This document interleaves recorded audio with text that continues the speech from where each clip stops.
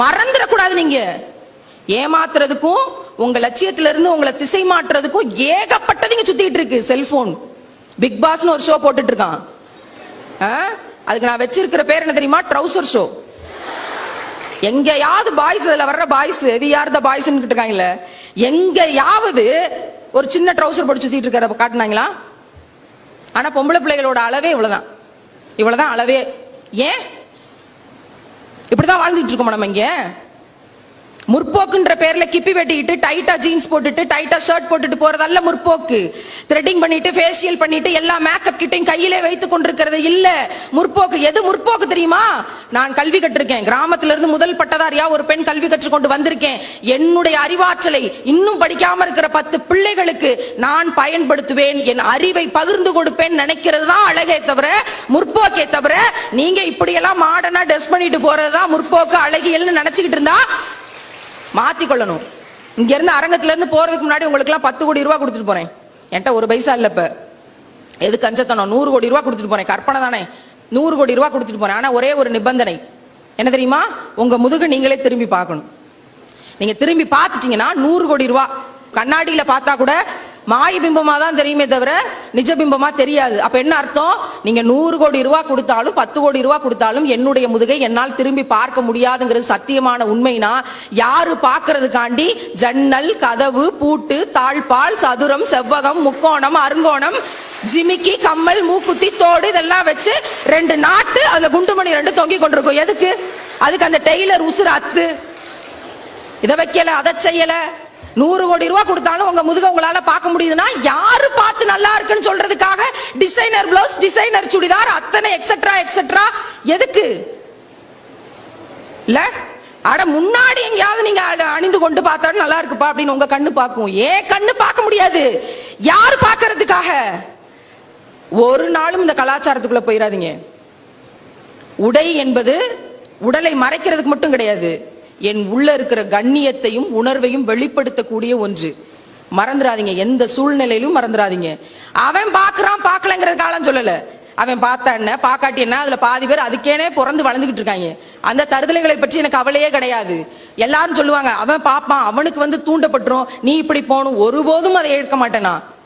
நான் ஏன் நம்ம கண்ணியத்தோடு நம்ம உடை இருக்கணும்னு நான் சொல்றேன்னா, பெண்மையே பேராற்றல் இவ்வளவு தூரம் பேசணும்ல.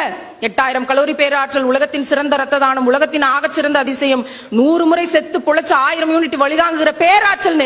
அந்த பேராற்றலுக்கான உடல் இந்த உடல்னா, இதை கண்ணியத்தோடு பாதுகாக்க வேண்டிய என் உடல் பத்திரமானது அப்படிங்கிற உணர்வை ஏற்படுத்தக்கூடிய கண்ணியமிக்க உடையை அணிய வேண்டியது ஒவ்வொரு பேராற்றல் மிக்க பெண்ணுக்கும் மான தமிழச்சிக்கும் கடமை. நீங்க லெகின்ஸ் போட்டாலும் சைடு ஓபன் டாப் போடாம அம்பர்லா டாப் போட்டு நல்ல கம்பீரமாக பெண் பிள்ளைகளாக வாழுங்க. நீங்க சைடு ஓபன் போட்டு டைட்டா லெகின்ஸ் போட்டீங்கன்னா இங்க இருந்து அங்க வரைக்கும் நடந்துட்டு வான்னு வீடியோ எடுத்து சொல்லி காட்ட சொல்லுங்க. பின்னிடுப்புல இருந்து பின்னாடி மொத்தமும் சகலமும் அப்படியே தெரியும். காட்சி பொருள் கிடையாது. பெண் என்பவள் ஒருபோதும் காட்சி பொருள் கிடையாது அப்படிங்கறத தெளிவா மனசுல வச்சுக்கோங்க. பெண்மைதான் பேராற்றல்னு இத்தனை பேராற்றலும் தெரிந்து கொண்டு நடக்கிற போது, பயணிக்கிற போது, வெளியில சமூகத்துல எவனாவது 4 தருதலைகள் விசில் அடிச்சா, உங்க பேரை சொல்லி கூப்பிட்டா, உங்களை கிண்டல் பண்ணா, உங்களுக்கு நிக்நேம் வச்சு சொன்னா, உங்களுக்கு சைஸ் போட்டு பின்னாடி ஏதாவது கத்துனா என்ன செய்யணும் தெரியுமா? படபடத்து அச்சுச்சோ இப்படி கத்துறாங்களே என்னமோ ஏதோலாம் வேர்த்து விறுவிறுக்கெல்லாம் தேவையில்லை.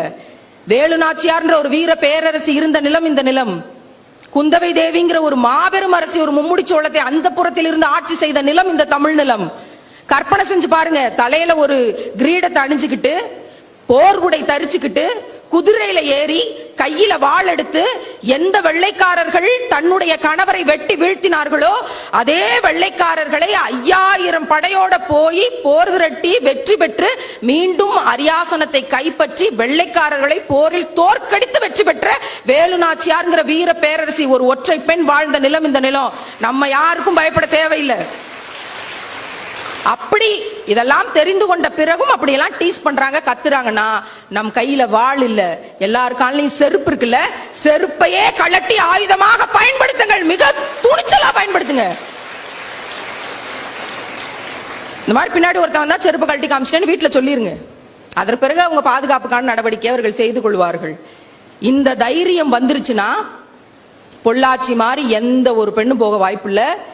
எவனும் நம்மளை ஏமாத்தி அள வைக்க வாய்ப்பு இல்ல.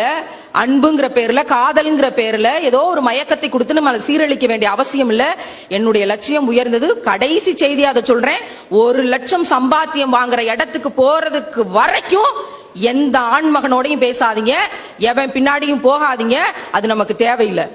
என் வாழ்நாள்ல அன்புங்கிற பேர்ல யாருக்கிட்டையும் பிச்சை எடுக்க மாட்டேன்.